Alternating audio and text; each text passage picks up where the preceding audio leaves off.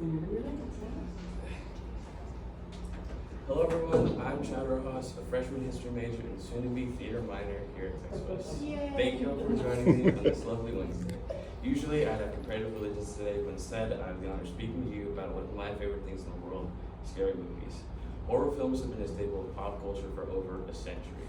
With the evolution of film as an art form, it propelled the creative minds of visionaries to produce the most iconic pieces of cinema to ever grace the silver screen. Works so iconic, they changed the landscape of other forms of media. Long before we started measuring time in the year of our Lord, horror tales and stories were bound to religion and spirituality. As humanity and its culture progressed, so did its ability to create monsters, real and fake. It really hit its stride during the period of my favorite architecture, the Gothic Revival period. The 1800s was a very influential part of early horror cinema. Almost all your favorite movie monsters were written during this period. Mary Shelley wrote Frankenstein, Bram Stoker wrote Dracula, and Gaston Leroux wrote Phantom of the Opera. Universal Pictures would use these characters in the 1930s to create the Universal classic monsters. But back in the days before film had sound and the general populace didn't have the attention span of a gnat, horror movies started with a tradition that it would keep for the rest of its existence: theft. In 1922, the film Nosferatu was released. Nosferatu is a German expressionist film that takes the Dracula out of the count and replaces it with Orlok in an attempt to skirt copyright issues. However, that didn't work. And Bram Stoker's Winona Florence, try as she might, would attempt to scrub this film from the history books. That didn't work. Nosferatu would serve as inspiration for a variety of things. This includes, but is not limited to, Batman Elseworlds Comics Volume 2, What We Do in the Shadows, Dimension 20's Coffin Realm, those goofy-looking vampires in A Nightmare Before Christmas. And this iconic frame from the film would be used as inspiration for If You Have Ghosts, the first EP of Swedish occult metal band Ghost, one of my favorite bands. Now we're going to the genesis of horror cinema's most influential subgenre, the slasher film. Slashers are easily horror's most recognizable offshoot, and indicators for it to be such were flashing almost 2 decades before the first official slasher was released. The films that will lay the foundation would be called proto-slashers. Proto-slashers start with Alfred Hitchcock's 1960 classic, Psycho. So for those of you who haven't seen the 63-year-old film, spoilers ahead. Marion Crane, played by Janet Leigh, embezzles 40 grand from a real estate company and goes on the run. The first portion of the film is kind of like a film noir, like The Maltese Falcon. It's not until she gets to the Bates Motel where we get to see Mama's boy Norman Bates do what he does best. The film thus far has led us to believe that Janet Leigh's character is the protagonist. I mean, we've been following her for the past 30 minutes. And then the unthinkable happens. She's killed. She's killed in the most recognizable ways in cinematic history, but still, it's shocking. Watching this film through the lens of the future, a supposed final girl isn't supposed to die. That's why she's called the final girl. For those of you lost going, what's a final girl? A final girl is the last character left alive in the film appears. Typically, in the early development of slashers, final girls exuded a sense of purity and intelligence. It's the character that doesn't have sex or doesn't engage in any nefarious activities. After Psycho came out to critical acclaim, there would be a bit of a lull in the slasher scene until about the mid-70s. In October of 1974, a cannibalistic chainsaw-wielding Bubba from rural Texas came on the movie screens. Leatherface set the precedent for killers in the slasher wearing masks. Loosely based off of real-life serial killer Ed Gein, the Texas Chainsaw... There we go. Ed Gein. The Texas Chainsaw Massacre was a film that really put the blood in the slasher genre. With an almost excessive amount of miscellaneous body parts and gore, it turned a common tool for tree cutting into a stable of horror killers still used to this very day. 1 year later, in 1975, we were blessed with Steven Spielberg's Jaws. Now, you might be thinking, Chad, Jaws isn't a slasher film. To that I say, you may be right. I may be crazy, but it just may be a lunatic you're looking for. That one's for all you Billy Joel fans out there. But anyway, that's why it's called a proto-slasher. It has a killer, the shark, a colorful cast of characters, and Chief Brody, Matt Hooper, and Quint, and isolation in the ocean, as well as a killer score by John Williams. Jaws by itself influenced more than just the horror genre. Jaws is widely considered to be the first summer blockbuster and changed how movies are released relative to the calendar year. Jaws also made many people irrationally afraid of sharks in the ocean, as well as their own bathtubs. 3 years later, the first official slasher would come out. In October 1978, John Carpenter's Halloween was released. Made on a minuscule budget of $300,000, Halloween kicks off the golden age of slasher films. Titular characters like Laurie Strode and Michael Myers solidify Halloween's spot as horror's first official slasher. The reason Halloween sticks out as the pinnacle of slashers is because it builds on all of its predecessors. It has all the hallmarks of a great slasher film. Terrifying villain with even more terrifying soundtrack in the iconic Michael Myers. A sympathetic protagonist that the audience can identify with, masterfully portrayed by Jamie Lee Curtis, the daughter of Janet Leigh. Yes, the same Janet Leigh killed in Psycho. But unlike her mother, Jamie lives to see the end of the film and beyond. Halloween also took a different approach to terrifying its audiences than films like the Texas Chainsaw Massacre. It has minimal blood. Executive producer Irwin Yamblins wanted the audience to use their imagination to fill in the gaps during off-screen kills. He wanted them to be terrified, not repulsed by a gore fest. He felt an attachment to a pure form of horror, radio horror, where you had no choice but to interpret what the narrator and voice actors were doing. Taking all these elements, John Carpenter creates a film that will leave you on the edge of your seat for its entirety. Halloween was a smash hit, so much so that it directly spawned our next film, Friday the 13th. Friday the 13th was released in 1980, May the 9th. I know, a little disappointing, seeing as how it could have been released Friday the 13th just a month later in June. Seems like bad marketing to me, but oh well. The first Friday was designed to be a direct rip-off of Halloween, except with buckets of more blood. For those of you taking notes, there will be a quiz at the end of this. But for those of you who aren't familiar with the Friday films, Jason isn't in the first one, nor his iconic goalie mask. Those don't show up till about the third film. Regardless, the imposing machete-wielding figure would be etched into the minds of viewers forever. In 1981, the genre starts to evolve even further with The Evil Dead. This Lovecraftian fantasy horror film takes some liberties with the newly established tropes of what constitutes a slasher. The killer now becomes a decentralized entity, with the woods outside the Noe cabin becoming haunted with deadites, after a tape recorder reads a passage from the Necronomicon Ex Mortis, or the Book of the Dead. Ashley Williams, played by Bruce Campbell, was the final girl in this film. Ash is very much a dude. Like almost all the previously mentioned films, The Evil Dead created a franchise most identifiable by its later films, such as the case with The Evil Dead 2 and Army of Darkness. In these films, Ash gains his iconic chainsaw hand and boomstick. Over the coming years, because of the success of films like Halloween and Friday the 13th, us moviegoers were blessed with films like My Bloody Valentine, When a Stranger Calls, and Silent Night, Deadly Night, as well as hundreds of other films that tried to ride the coattails of the classics. As the mid-80s approached and slasher craze died down a little bit. I mean, studios can only recycle ideas so many times before they start to get stale. Up until 1984, when Nightmare on Elm Street was released. This Wes Craven film marks the end of the golden age of slasher films. Unlike the other pillars of horror, like Halloween, Nightmare was made on a relatively big budget of $1.1 million. The best parts of these types of films that you can never tell what the budget is. It's baffling how creative the filmmakers become in the horror genre to achieve certain effects. After Nightmare left theaters, the slasher genre entered its next phase. The Silver Age. And much like the Silver Age of comic books, they were low budget and goofy. Direct-to-VHS sequels would litter this era. We had to endure this for 12 years. 12 long years we had to wait until Wes Craven graced us with something that changed the horror landscape forever. In 1996, Scream was released, and it shook things up. Scream created a new subgenre of horror called meta horror, and it took all the tropes you've come to love in the classic slasher and pulled out an Uno reverse card. Drew Barrymore was marketed as the final girl, like heavily. And then guess what? She's killed in the first 10 some odd minutes. Brutally. It really sets you up for a wild ride right from the get-go. Almost all your expectations are subverted as Ghostface starts off the film with 2 kills right out the gate. Along with the release of Scream, 1996 was a big year for the horror scene. The original Resident Evil came out to critical acclaim across the globe. Capcom struck gold with this game.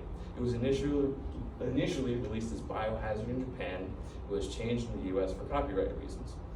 It spawned a franchise spanning decades and dozens of games. Recently, Resident Evil has had a track record of remaking games. It started in 2002 with the remake of the first Resident Evil, and then 2019 and 2020 with the remake of Resi 2 and 3.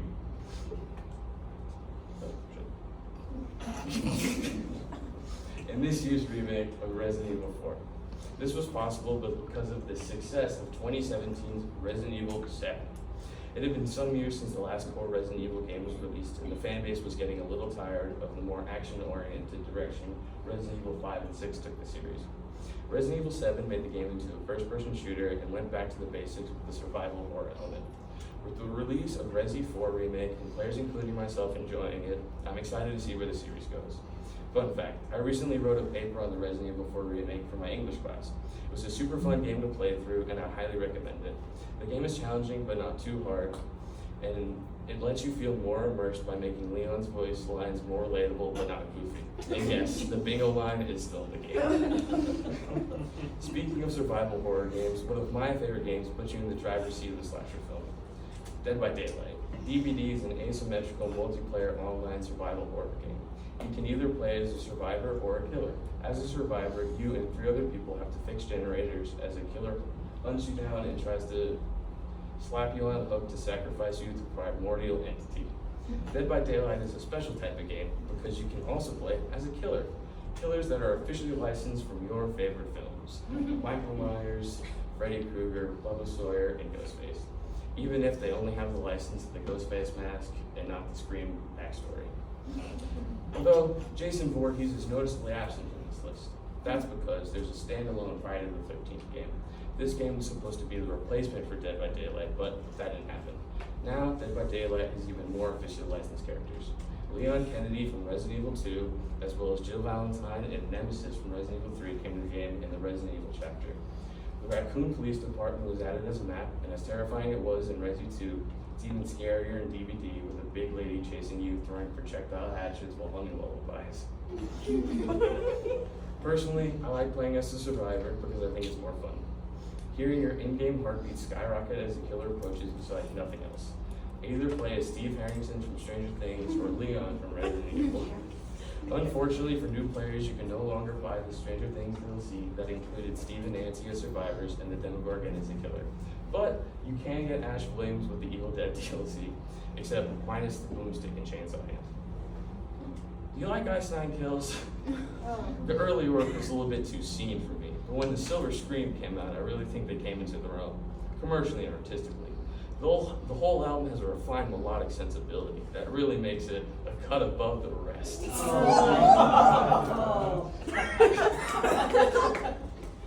Ice Nine Kills is a band that a friend of mine had introduced me to around Halloween last year.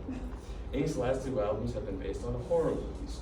The Silver Scream track list is chock full of witty titles that are references to films that we've talked about for the past several minutes.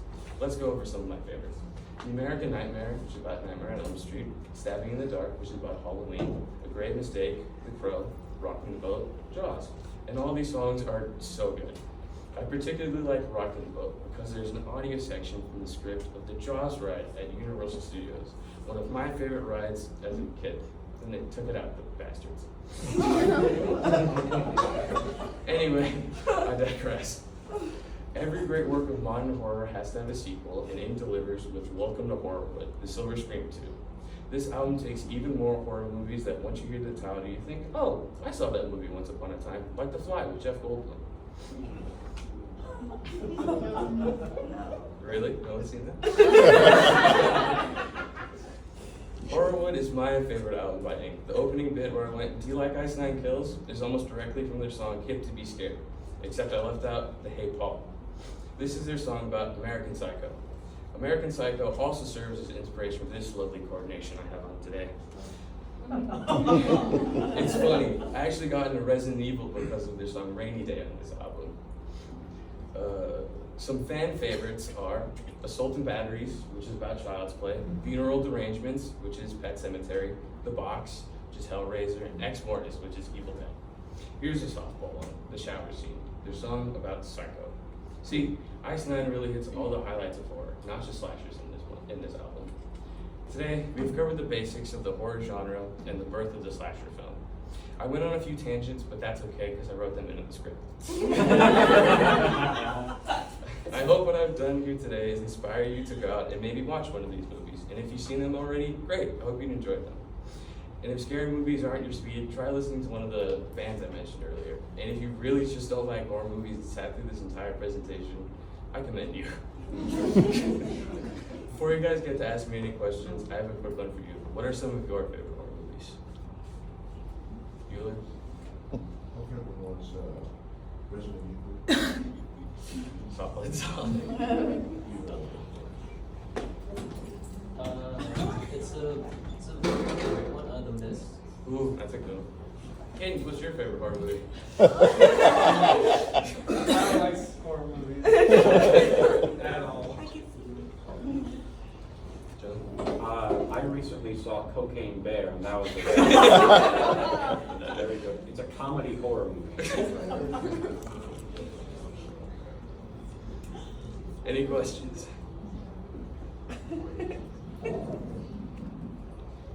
What was the first horror movie you watched? Ooh, Inaudible. I would say Jaws was Yeah. probably your first stop. Yeah. Man showed that to me when I was 5. My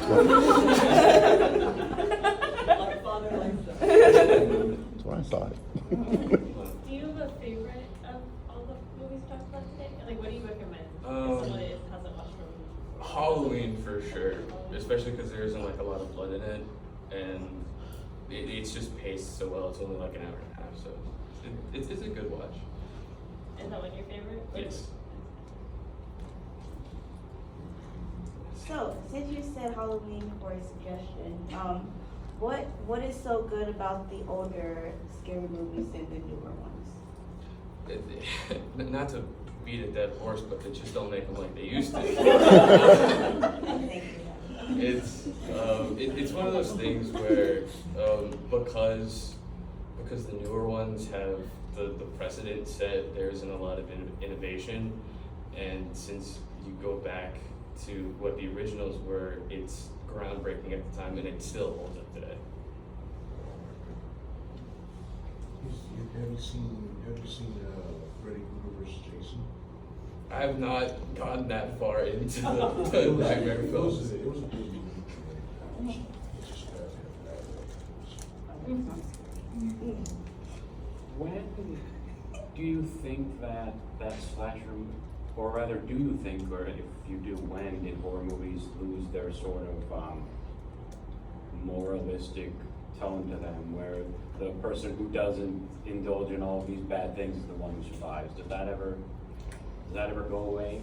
I think it's still kind of kept around. Like I mentioned earlier, in '96 when Scream came out, Cindy Prescott has her purity, we'll say, throughout the majority of the film, and then they're like, "Oh, we're gonna not do that now," and they tried to kill her, but you know, they made 6 of those movies, so. Any more questions? All right, folks, I guess that's my time. Thank you all for coming.